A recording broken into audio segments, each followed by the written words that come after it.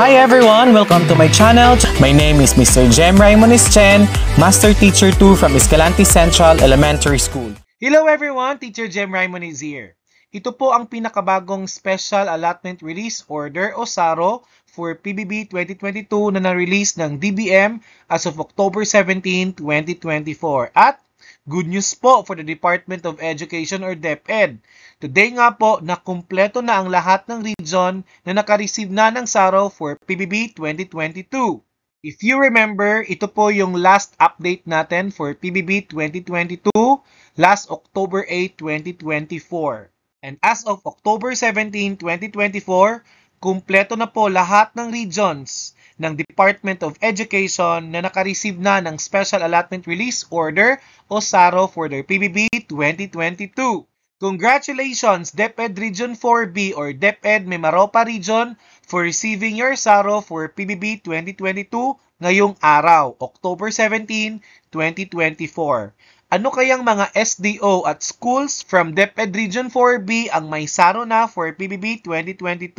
Now, here are the list of SDO and schools from DepEd Region 4B na may SARO na for their PBB 2022.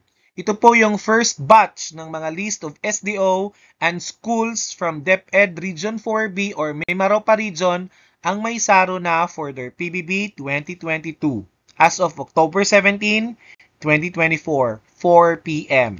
Ito naman po yung pangalawang batch ng mga list of SDOs and national high schools from DepEd Region 4B or Mimaropa Region ang may SARO na for their PBB 2022.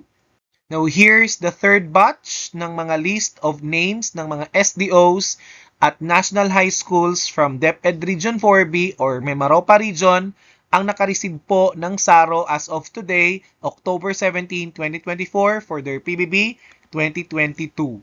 And here's the fourth and last batch ng mga list of names ng mga SDO at saka mga national high schools from DepEd Region 4B or Mimaropa Region ang nakareceive po ng SARO for their PBB 2022 as of October 17, 2024, 4 p.m. And that's all for this video, teachers, and congratulations po sa lahat ng mga regions ng Department of Education na nakareceive na po ng SARO for their PBB 2022. Thank you so much for watching, teachers, and till next time. Keep safe, everyone!